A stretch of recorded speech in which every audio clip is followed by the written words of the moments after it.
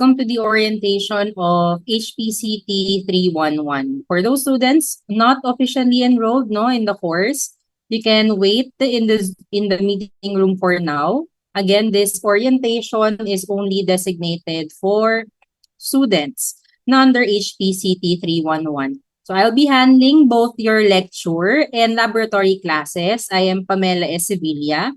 And if you have urgent concerns, clarifications, or questions as we go along the orientation, you can park them in the chat box for now. Tapos i-address ko po lahat later, once we're done with the orientation. So without further ado, let's start with the overview. So ito very important because not every time we're announcing ay nakalagay po yung buong pangalan ng course. So, ang course code po natin ay HPCT 311. And prerequisites, ibig sabihin, dapat tapos na po kayo sa mga to before po tayo dapat nag-enroll ng HPCT. Dapat tapos na sa histology and also your human anatomy and pathophysiology. Just in case hindi pa kayo tapos dyan sa mga prerequisite, tapos yan po yung in-evaluate, after evaluation, yan yung in-advise that you can take. You can seek advice again from your enrollment officer or any faculty assistant available on site. Pwede po nila kayong i-guide and magbigay sila ng clarification as to why it is enrolled for you in the current semester. But then again, in what I have on file, ang prerequisite po dapat ay itong dalawa, yung histology at saka anesthesia.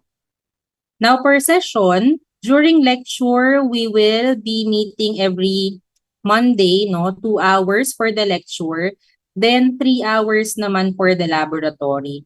And basically, all throughout the course, ang pag-uusapan lang naman natin regarding everything on histopathologic techniques. Sa pathology naman, more on general yung approach natin kasi pathology mas malawak pa yan when you decide to make it as your specialization pagka kayo ay nagtuloy ng medicine, yung mga pathologists natin. So in this course, yung general pathology, more on sa prelim natin, we will talk about basic principles ng mga processes of how diseases are produced and how they are classified. We're going to correlate yung mga process na yon dun sa pathogenesis and also their clinical manifestations, more on prelim. Pagdating ng midterm and finals, focus na tayo doon sa ano ba yung ginagawa ng mga medical laboratory scientists, with regard to HPCT or histopath. More on doon tayo sa application and mga techniques before mabasa at i-interpret yon ng mga pathologists. Kaya we have a very significant role in histopathology kasi kung mali yung ating preparation, hindi maayos yung pagkakagawa natin.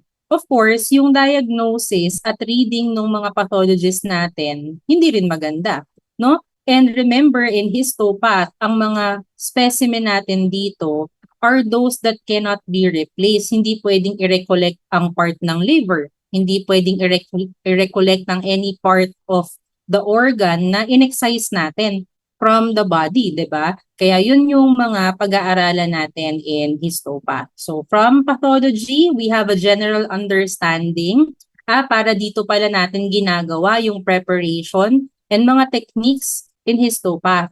And then pagdating ng midterms tsaka finals, ay ganito pala dapat yung step-by-step namin. Hindi diretsong fix tayo, kailangan i-number muna, need pala i-cut muna namin.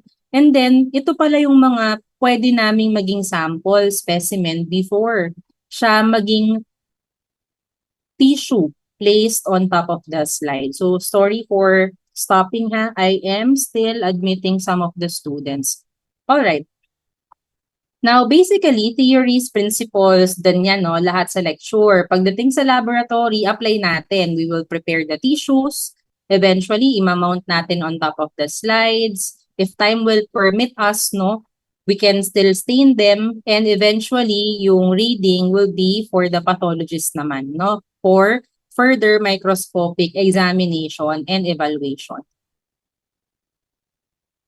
Now, for the grading system, similar with any course na merong lecture and laboratory, pareho po yan na each major exam ay tig to 20%. Tapos, lahat ng hindi major exam, mga quiz, OBE, activities, even your attendance will be monitored. Pasok po sa performance and unit task for a total of 100%. Now, yung 100% na yon, for the lecture, ang kukunin natin doon ay 60% kasi yung remaining 40% doon po sa laboratory. Kasi remember, again, combined na lecture and lab po yung klase natin. Now, itong grading system, of course, it's very important for you to remember and understand kasi if wala pa po yung grades calculator, pwede nyo nang i-compute manually, no? Pero I will make it a point that every term, I'll be giving out grades calculator so that every term, alam nyo rin po yung standing ninyo. Now, if there would be quizzes, performance tasks, no, as scheduled naman, I will give you out schedule later on ng prelim grading period natin. If I give you out task, may deadline, please accomplish it on the dot. Kung ano yung sinabi kong deadline, that is what I'll follow because I'm strictly following instructions. I'll appreciate and expect you to follow it also. So kung malilate, merong sanctions, of course, kasi hindi naman din ako nagbibigay ng deadline na mamaya na or bukas na. Usually, I'm giving out deadlines na linggo, no? In a week. So, you just follow as stipulated. OBE diary, I'll still think about what activity I'll give you. So, ipopost ko na lang po yan later on in Canvas. So, ito, kung meron mang changes, I'll post in our Google Classroom kung ano po yung mga codes later. Ibibigay ko po sa inyo or sasabihin ko kung paano nyo makikita yung ating Google Classroom codes.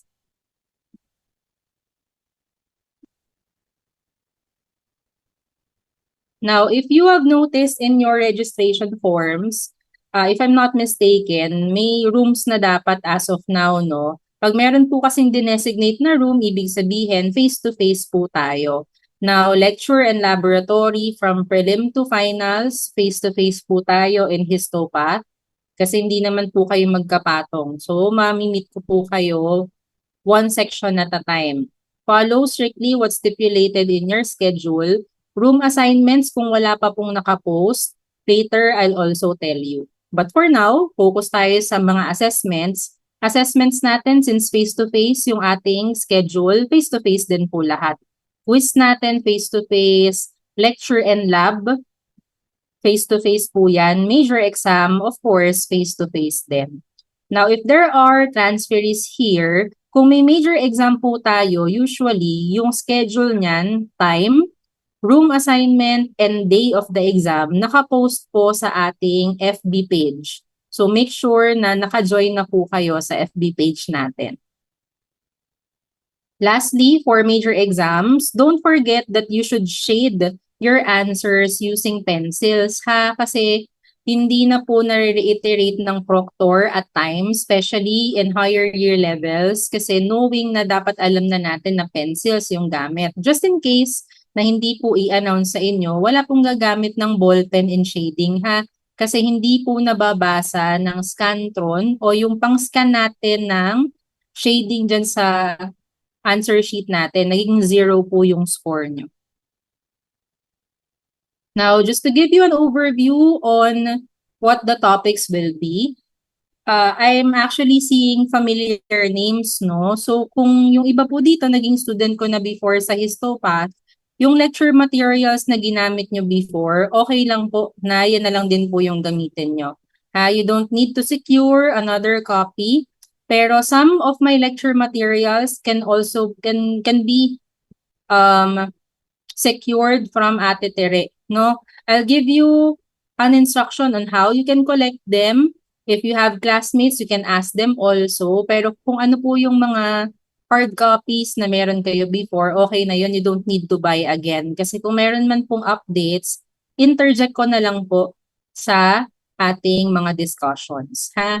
But for now, coverage natin, again, prelim, no? More on general pathology, understanding tayo ng diseases, their prognosis, diagnosis, no? At ano ba yung mga main na tinitignan natin before we introduce yung mga techniques? Kasi again tayo as medical laboratory scientist, tayo, ito yung trabaho natin. No, pagdating ng midterms to finals, we number, we prepare the tissue samples kasi ang gusto nating maging output dito, yung mga tissue prepared in the slides. Kasi yung mga slides na yun po yung babasahin ni pathologist at titignan itong mga to.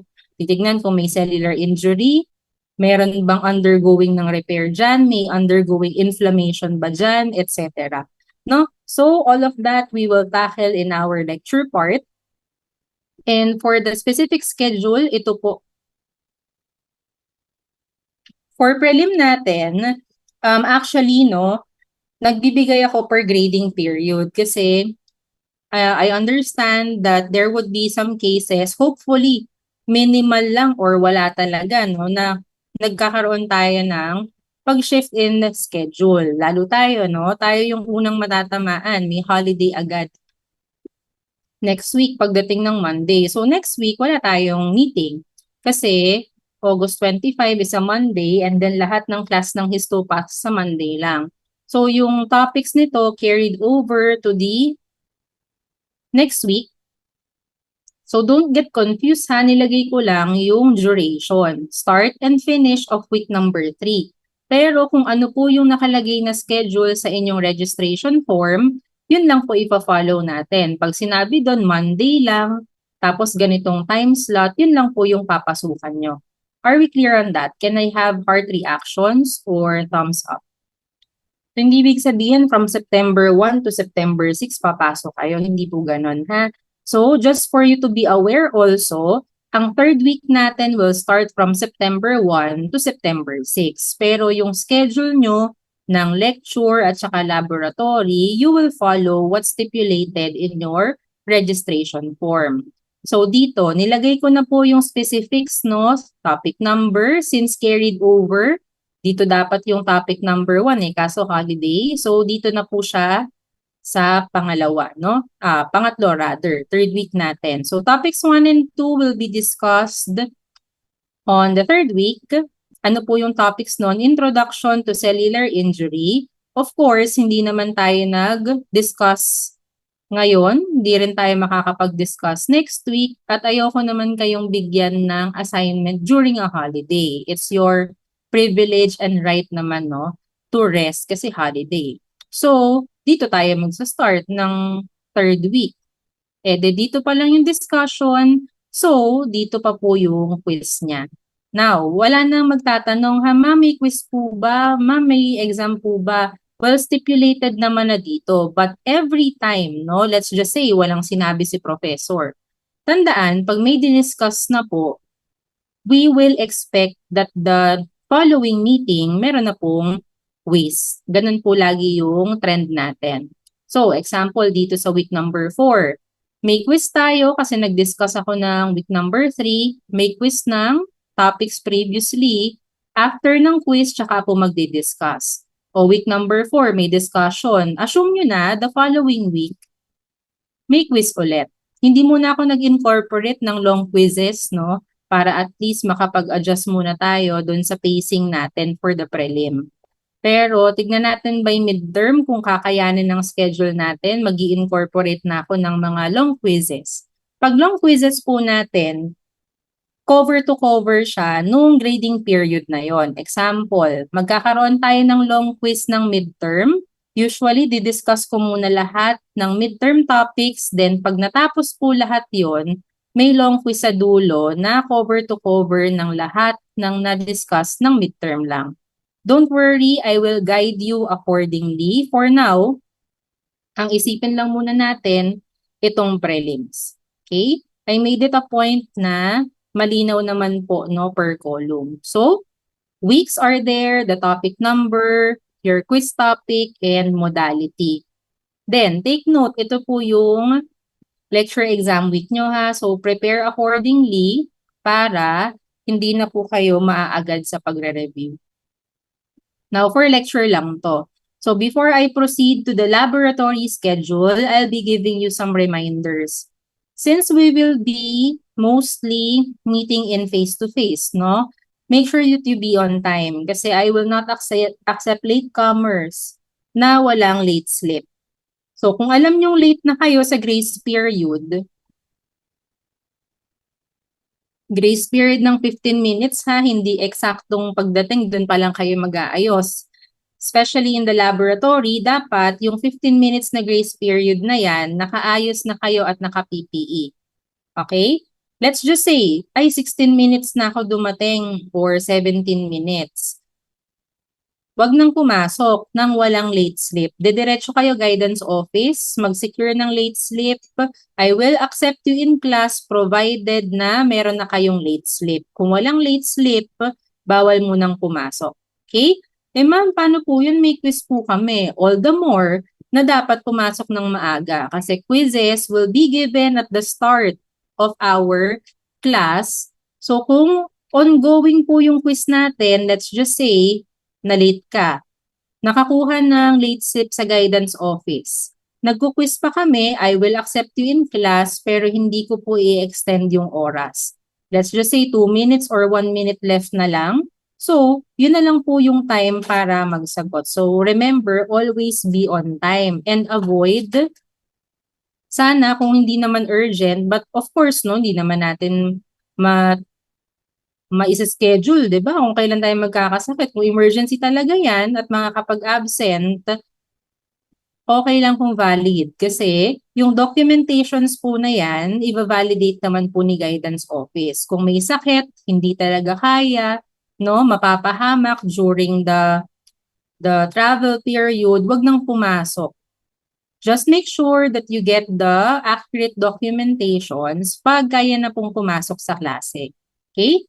Now, papaalala ko lang sa lahat ha, excuse letters, yung documentation nyo, may it be a medical certificate, letter man yan from your parent, etc. Hindi po agad sa amin na faculty ibibigay. Saan muna? Guidance office. Okay? Sila po yung magbabalidate, saan po located, nasa 3rd floor ng CAS building, and make sure na example, nakapag-absent ng August. Let's just say today. August nag-absent, binigay yung excuse slip for aasikasuhin December. Hindi po ganon. I-reject na po yan ng guidance office. So make sure na kapag kaya nang pumasok sa class, asikasuhin agad. Kasi kapag nag-lapse na po yung time period or time frame, hindi na po yan tatanggapin ng guidance office. Ha? Kahit bigyan pa kayo ng guidance slip, I'll only accept excuse letters. Ha? Again, excuse letters lang po ang tatanggapin ko. What else? As much as we can, no, avoid sana natin. Pag hindi maiwasan, sige, we will understand that basta may excuse slip. Bakit? Kasi ang mga special assessments po natin are all essay type and cover to cover. Kaya po, ang mga special quiz ko, binibigay ko at the end of the semester. Kasi cover to cover po. Kahit isang topic lang yun na miss, cover to cover po tayo. Ha? Tapusin muna natin yung discussions all throughout the semester before ko ibigay yung schedule for the special quiz. Eh ma'am, paano po yun? Ang na-miss ko naman major exam. So, similarly, no, basta po na ilapit sa guidance office and then maximum lang po ng 1 major exam ang allowed. Ito nangyari na, no? Kasi hindi naman po yan namomonitor religiously. Kaya merong iba na nakalusot na 2 beses nag-take ng special exam. Isa lang po re-record ko doon. So 1 is 0 and then 1 will be recorded. Kasi malinaw naman during orientation that only 1 major exam is allowed and the 3 special quizzes throughout the semester. Hindi 3 special quiz ng prelim, 3 special quiz ng midterm, tas 3 sa finals. Hindi po ganon. 3 special quizzes all throughout the semester at isang major exam lang po yung allowed for the semester. Now, this is the breakdown of our activities for the laboratory.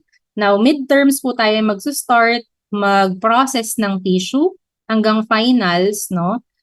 Prelim, focus tayo sa mga basics, theories, and foundations. Proper care muna, proper safety before we proceed in handling our samples. Now, paano po ang magiging schedule natin sa laboratory? Face-to-face din po, no? Discussions will be face-to-face. Similar with lecture, pareho kasing Monday eh. So, holiday po yung ating next week. So, carry over yung topics. 3rd week tayo magsisimula. Now, paano po yung mga rooms, ma'am? For the rooms, your lecture room, if I'm not mistaken, ay nasa CAS 503.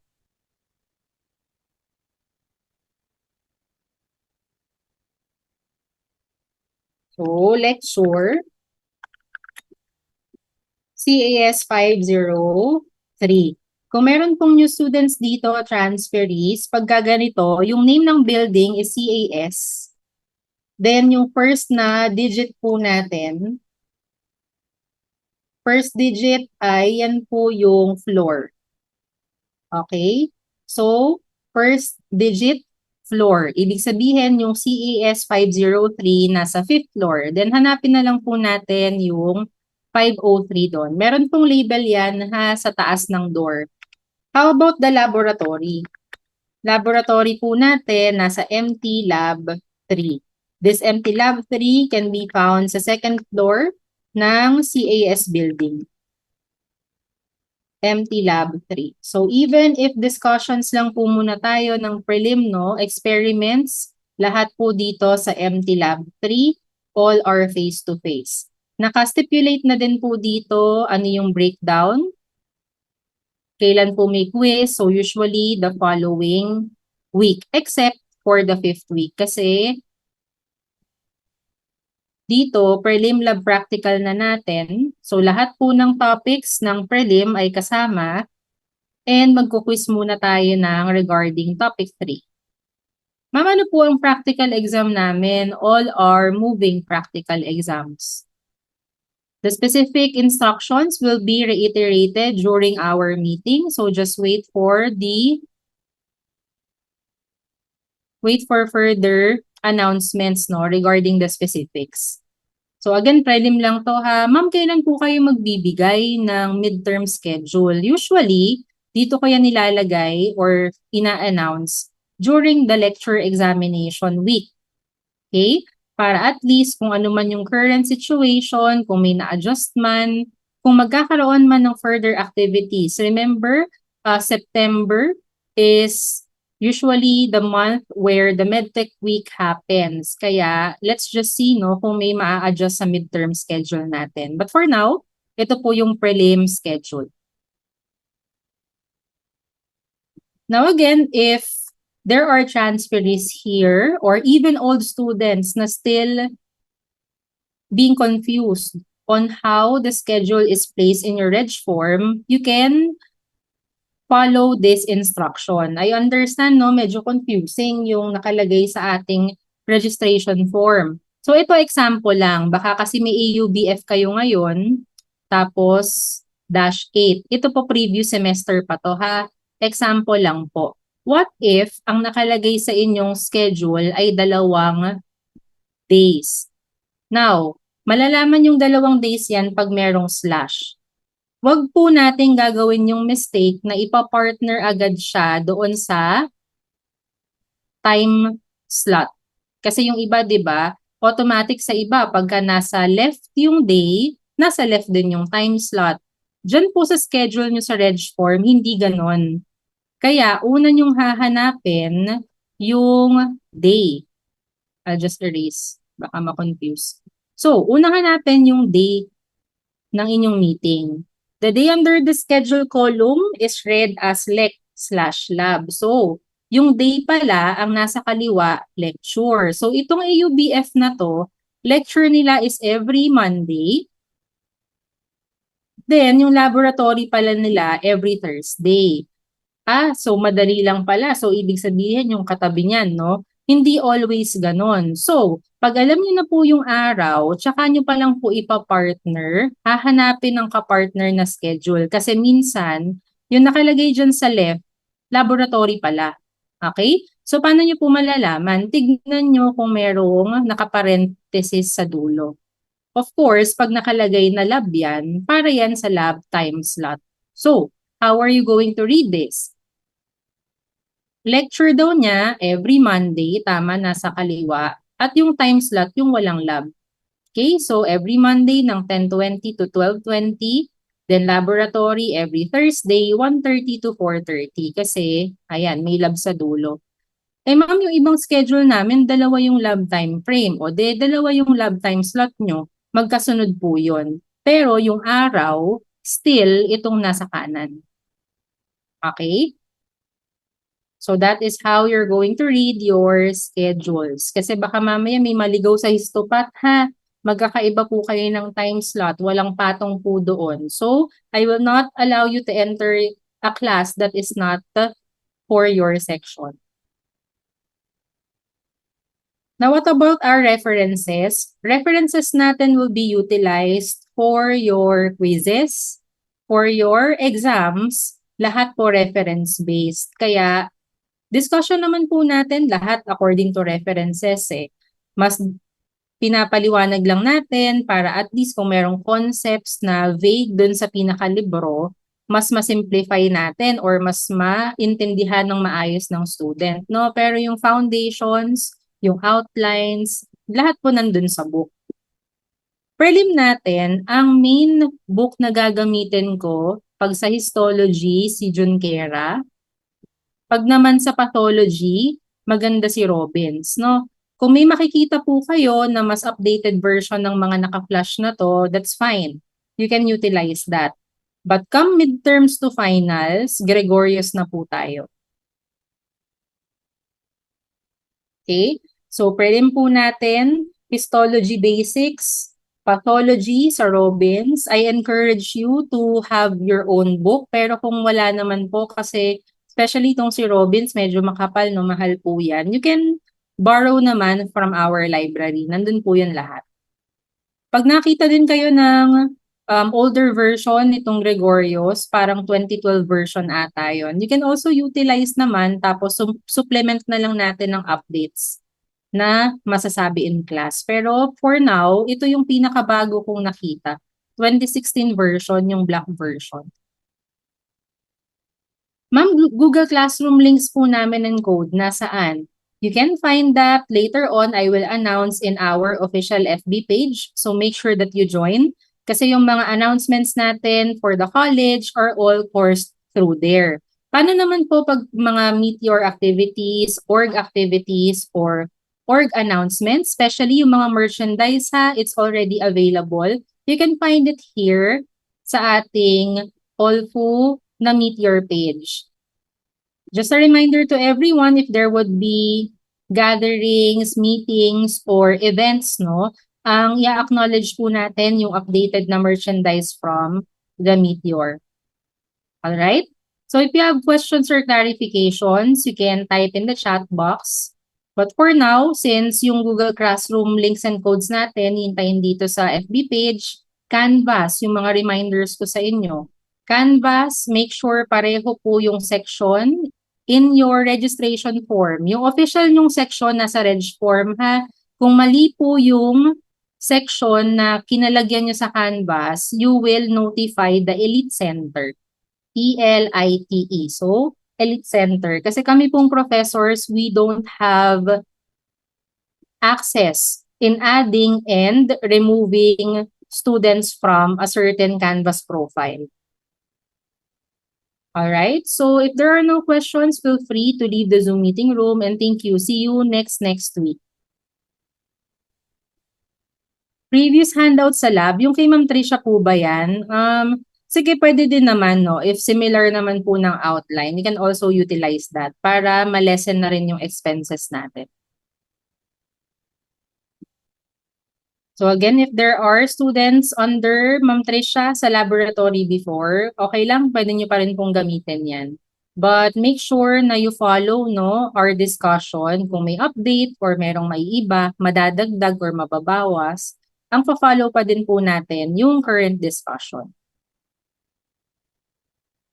Other questions going once? Going twice?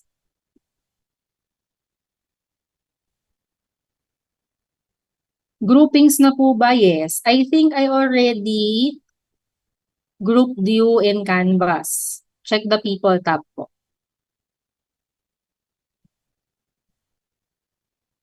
Walang quiz sa Canvas kasi face-to-face tayo. Face-to-face for lecture and laboratory.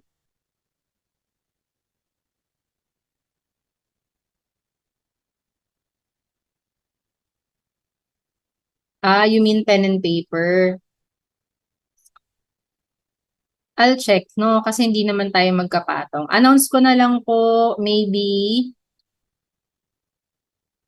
once we see each other in face-to-face.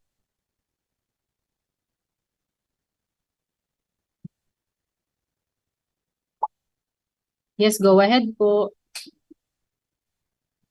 You can type your questions. Then I'll be preparing or leaving the floor to the next orientation. Yung gagamitin sa lab is ano-ano po? Do you mean materials? Yung materials natin, I will tell you in the Google Classroom. But for prelims kasi wala pa masyadong kailangan eh. Sa midterm pa po. So announce ko na lang po by the lecture exam week. So again, if there are materials, things to bring, di ko naman din po yun i-announce sa day before. Don't worry, no? I'll give you time. But more likely sa prelims po kasi, I think microscopy pa lang tayo. More on, meron naman na po sa lab. Okay, thank you as well. Paano po mag-login sa Canvas? Are you a transferee? You can seek advice from the enrollment officers, no? Pero ang alam ko, kung same tayo sa faculty kasi, we are just utilizing our OLFU email. So try mong mag-log in using your email. Pagka hindi po gumagana yon, you try to ask either the admissions office or any enrollment officer po sa faculty room, no?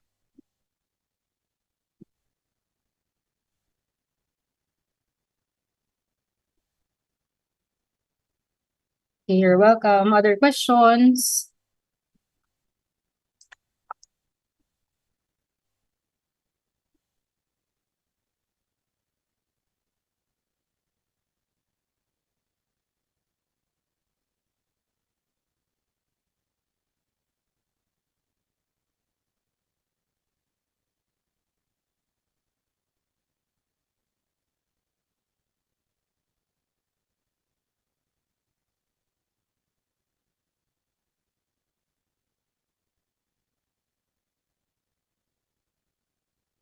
Okay, so I think there are no more questions. I'll be leaving now, no, and give the floor to the next orientation. Thank you and see you next week.